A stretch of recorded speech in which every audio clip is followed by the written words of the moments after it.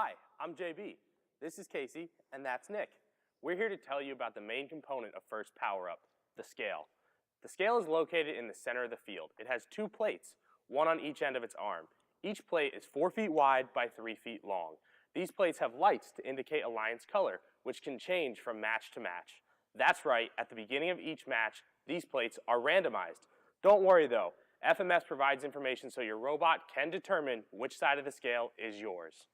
At the start of the match, the scale is balanced with the plates 5 feet off the ground. During the match, the scale tips in either direction depending on the placement of power cubes. When an alliance tips the scale in their direction far enough to trigger the sensor, we call that ownership, earning the alliance 1 point per second. When the scale is owned by one alliance, it is not owned by the other. Be sure to consider this when developing your strategy this season. The full range of motion for each plate is 4 feet to 6 feet. The plates on the scale have 4 sides with polycarbonate walls attached.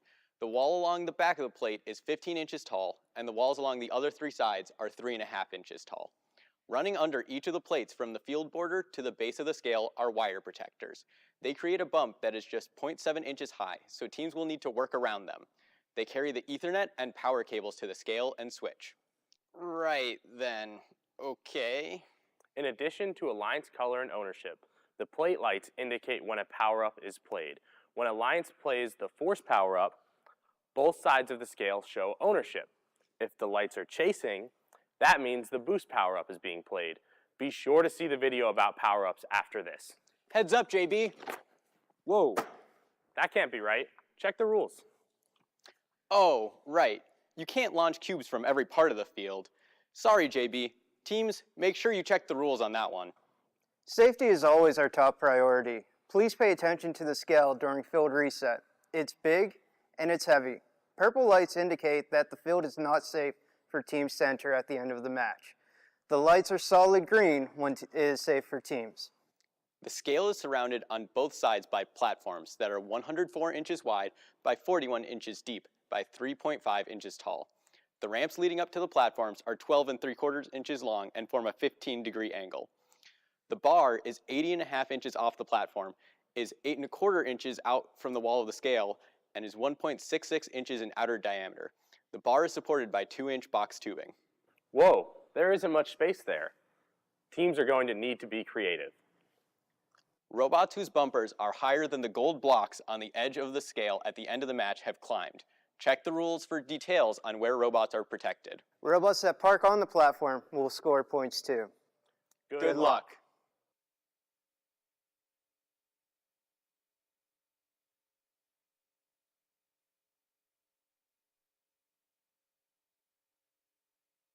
Hi, I'm Chuck, and this is Jasmine.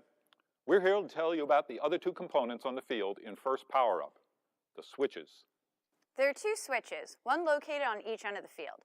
One is for the Red Alliance and one is for the Blue Alliance. Each has 2 plates, one on each end of its arm. These plates have light strings, just like the scale, to indicate which plate belongs to which alliance. And just like the scale, these plates will be randomized at the beginning of each match.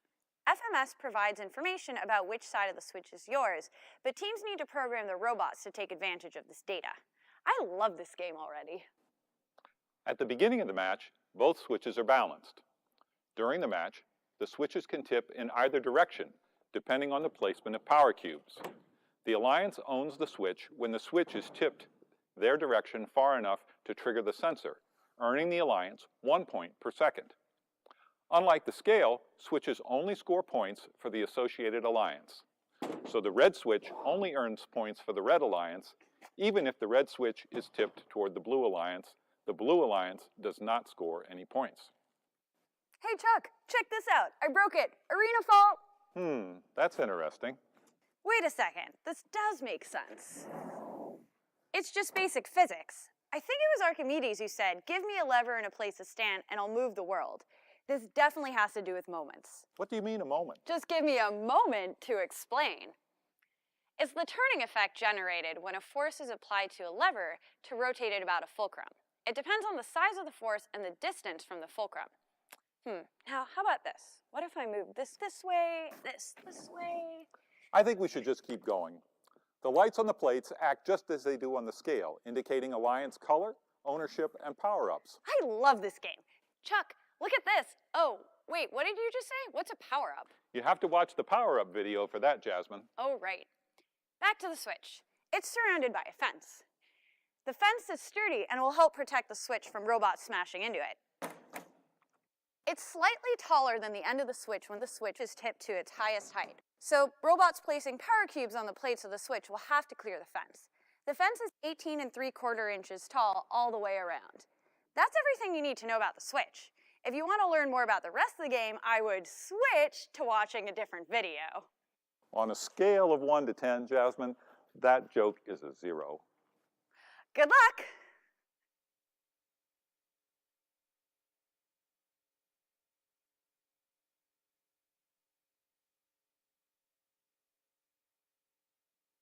Hi, I'm Amanda, and this is Danny. We're here to talk about the vault and the power-ups. Wait, power-ups? I totally didn't see that coming. Anyway, the vault is where teams can trade in power cubes for power-ups. It is located at the rear of the Alliance Station. Teams receive the power cubes through the exchange and place them in the vault. For more information on the exchange and how it works, be sure to watch Kate and Malcolm's video on the portals in the exchange. Notice that there are 3 columns in the vault, 1 for each of the 3 power-ups. 2 of the power-ups have multiple power levels, so teams will need to strategically decide how and when to play each power-up. Power cubes are placed into the vault with the logo side up. Sensors within the vault detect inserted power cubes and indicate power cube and power-up status on the above lights. Each cube inserted for a power-up will illuminate single nodes, and when the power-up is played, all nodes for that power-up will change to the Alliance color. Teams must plan their cube placement carefully, since once a power cube is placed into the vault, it cannot be removed for any reason. There's some cool technology at work here. Make sure you check out the video about Rockwell Automation's involvement in this year's field. There are 3 power-ups available in each match for each alliance: Force, Boost, and Levitate. When a team is ready to play a power-up, they push the corresponding button. Teams will want to pay attention though, as each power-up is only available once during the match for each alliance. There are also rules about when power-ups can be played and when they can't, so make sure to read the manual carefully. Levitate requires 3 power cubes and can be played at any point during the match. Levitate gives one robot a free climb at the end of the match. Force and Boost are closely related. Both have 3 levels of power, so teams will want to make sure they play them accordingly. Both can be played only once per alliance during the match, regardless of the power level, and they cannot be played simultaneously.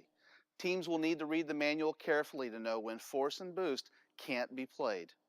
Force gives an alliance ownership of either their switch, the scale, or both for 10 seconds. Boost gives an alliance a boosted score on either their switch, the scale, or both for 10 seconds. Wait, Danny, those sound very similar. Does Boost give an alliance ownership? No. Boost will only boost the score of an element that your alliance owns. So if you don't have ownership, Boost will have no effect. Got it, Danny Downer. Don't forget, power cubes are worth points in the vault, regardless of the power-ups played.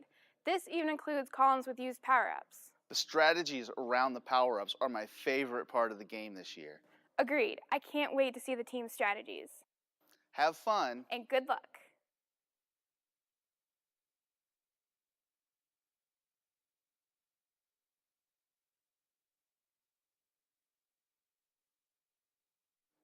Hi, I'm Kate, and this is Malcolm. We're here to talk about the portals and the exchange. They're where robots get power cubes from their human players. Also, the exchange is where robots deliver power cubes to their human players so they can be put in the vault and traded for power-ups. There are 2 portals for each alliance located on the opposite ends of the field from their alliance station.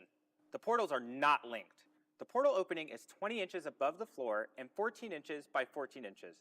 Human players use the bar to push the power cube onto the field.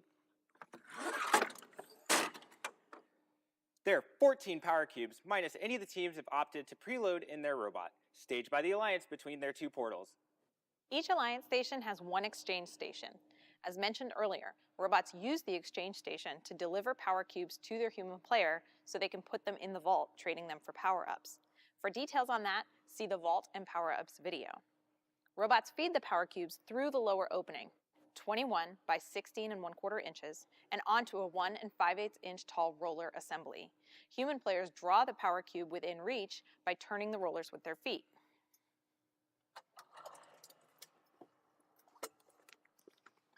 Note the ramp required to get the cubes up over the roller assembly.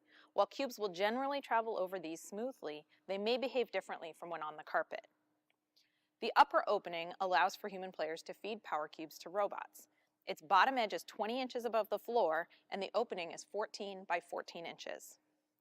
One quick note, the height of the bottom edges of all three openings for entering cubes onto the field, the 2 in the portals, and the 1 in the exchange are 1 1/4 inches taller than the height of the top of the fence around the switch. Good point. Good luck this season.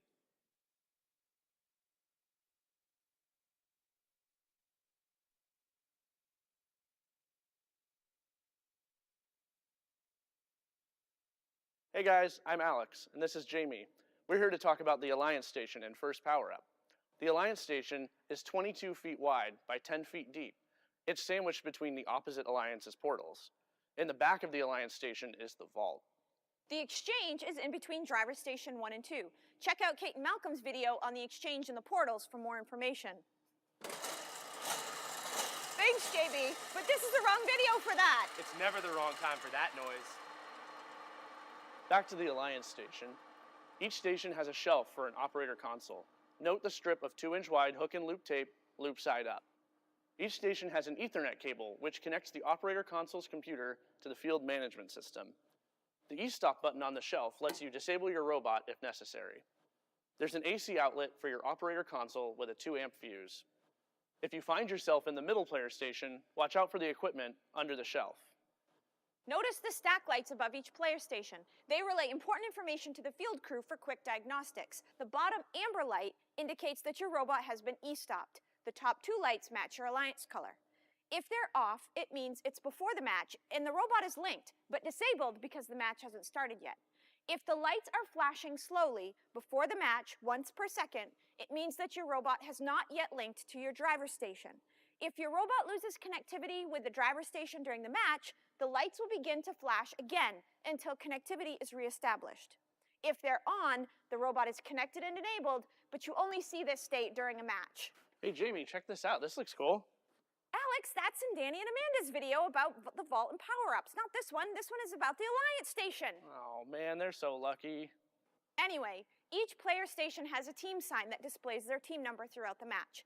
The official time remaining in the match is displayed on signs hung from the portal closest to Station 1. They're identified with a white strip of tape. The starting line is 2.5 feet away from the Alliance wall. Drive teams must stay behind it during auto. Visibility around the scale will be a trick this year. Be sure to check the rules about protected zones. Good luck! And we'll see you at the competitions.